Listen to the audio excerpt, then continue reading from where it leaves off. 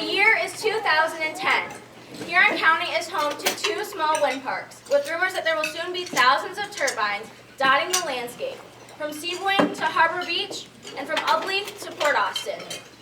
Flash forward 5 years later to 2015. Huron County is now home to 328 wind turbines. Due to the Thumb's vast shoreline, our area has the strongest wind power in Michigan. Nearly half, 47% of Michigan's wind turbines are in the Thumb area alone.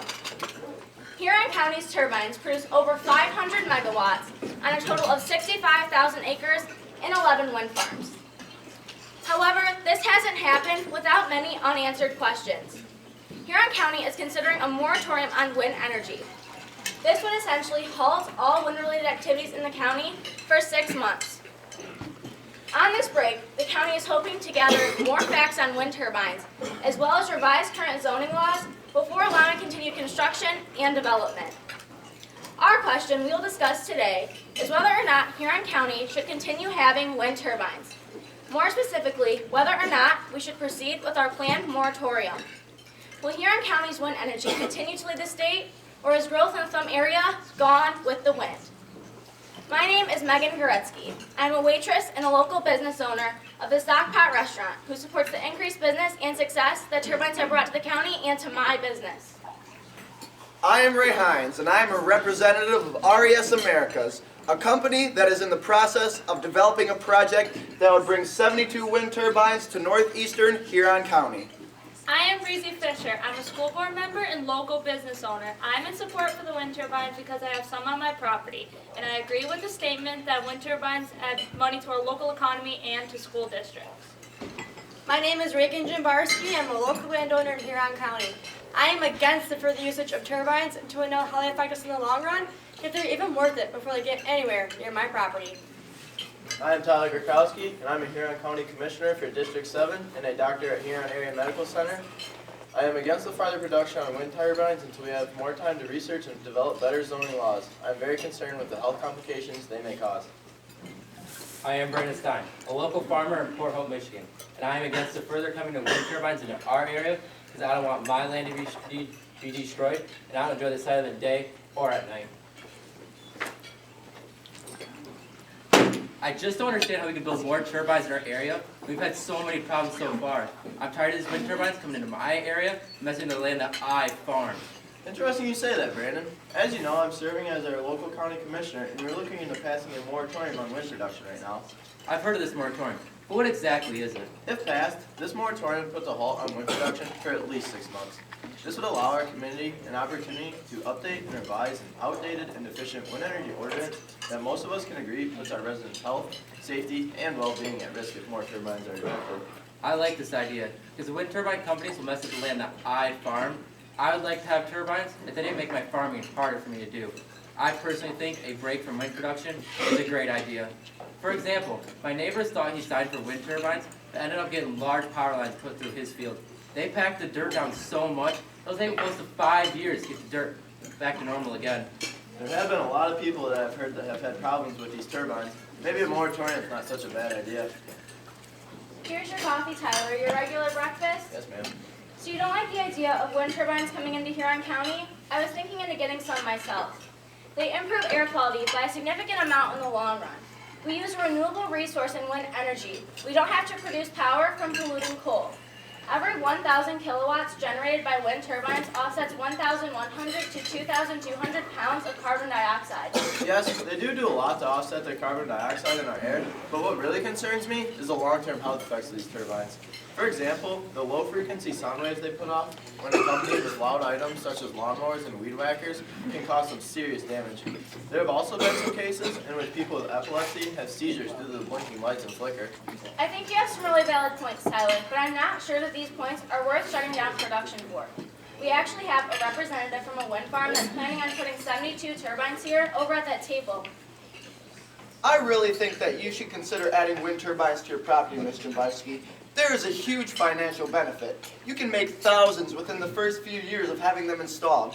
We are offering farmers up to $12,000 for each turbine they put on their property. I agree that there can be financial benefits, but I have some problems with them. Mainly the fact that a section of my land will be taken out of production and there's going to be a driveway that I'll have to farm around. It's inconvenient.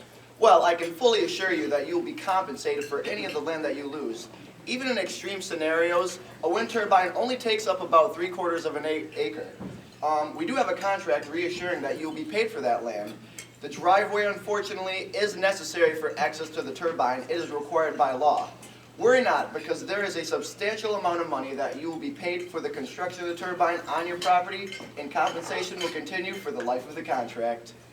My neighbor got turbines this past year and still hasn't been paid the $10,000 that he was promised. Not only has he not been paid, but in the process of putting up the turbines, his tile main was severely damaged and needs to be repaired. The company paid for the fix, but even more was damaged in the process. I don't want this to happen to me. The process does take some time, and we try to make it as quick as possible. But we also have to look and see how effective and how much energy was produced on the wind farm that he was a part of. I'm sure he was fully compensated for any of his losses, including his tile loss. If any more does get damaged, I'd advise him to contact the company as soon as possible so we can take care of that. We'd make sure we did the same for you. I can tell you, Reagan, that the company Mr. Hines works for does a great job working with the people who had wind turbines to their property. He worked with me through the whole process, and I couldn't be any happier to be part of producing a cleaner energy source in Michigan and my county. Just because the company pays for the damages does not make it okay. I've heard about all the headaches that can come from asking for location changes and compensation payments. Another issue of mine is the fact that my neighbor getting turbines also affected me. Large electrical poles ran across my property line in order to get to my neighbor's field, causing damage to my field in the process. I had no say in this.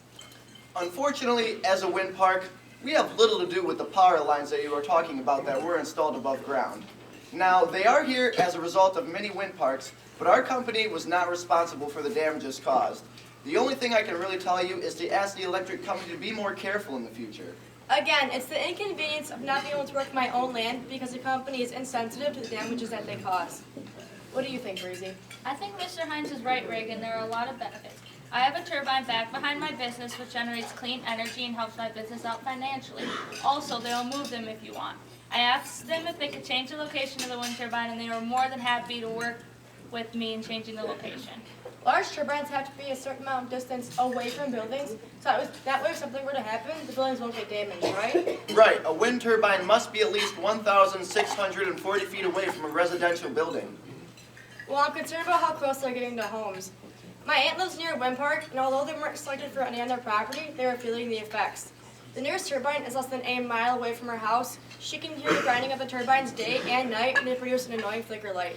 She can see 43 blinking red lights from her kitchen window at night.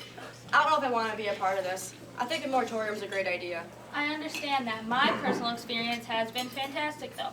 I feel like the lights aren't that big of an issue. And from people visiting my business, I haven't heard much about the places where the turbines are installed. And the noise is noticeable, but only really if you try to hear it. Reagan, you do bring up a great point about the proximity to other people's property.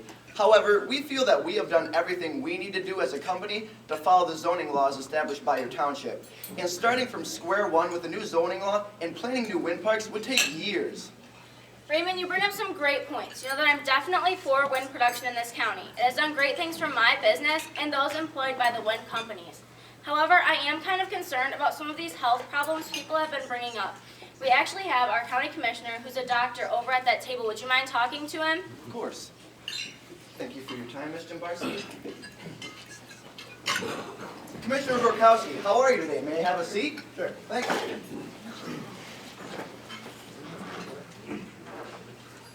I heard that you have some concerns about health and wind turbines. May I talk to you about them? Sure. I think wind energy has been extremely advantageous to Huron County. However, we have had some concerns related to the long-term health effects.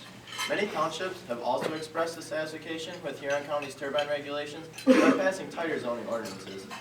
Mining companies have worked to meet these new terms, but some are resistant. One company has even placed turbines within 3 miles of the lakeshore. It comes down to the fact that many people jumped at the chance to earn money off these turbines years ago, but things have changed. I know there have been a couple people in our neighboring township that are affected negatively by the wind turbines. They moved to this area for peace and quiet, a place to retire and relax. But turbines keep on closer and closer. It concerns me, at what point will they stop? There are 300 turbines in Huron County. What will 3,000 look like? Right, and that is a big misconception that many people have. 3,000 is a little unrealistic. I'd say maybe 700 to 1,000 would be more likely. However, we are aware of these concerns. We have been in the process of testing these wind turbines for years. All of the turbines installed in Huron County meet the standards established by local township ordinances. We also follow the recommendations of the U.S. Fish and Wildlife Service when planning our wind parks. Stricter regulations actually hurt the progress of our projects. Michigan energy companies are required to produce at least 10% of their electricity from renewables energy sources by the end of the year. This is all part of our plan. I understand that, but we need to take all of Huron County residents into consideration when making these ordinances. It's not benefiting some of our residents in any way. However, we do still want to make sure that those residents that can take financial advantage of these turbines have the opportunity to. I get that turbines are here as a result of a green portfolio. However, power companies need to find alternative ways to meet these clean energy requirements instead of taking advantage of Huron County. I think this moratorium would allow us to make regulations that everyone could live with. Obviously, the expansion of wind energy in Huron County is in jeopardy. We hope that our conversation has brought light to some of the issues as well as the success that turbines have brought to the county over the past several years. Let's review our pros and cons.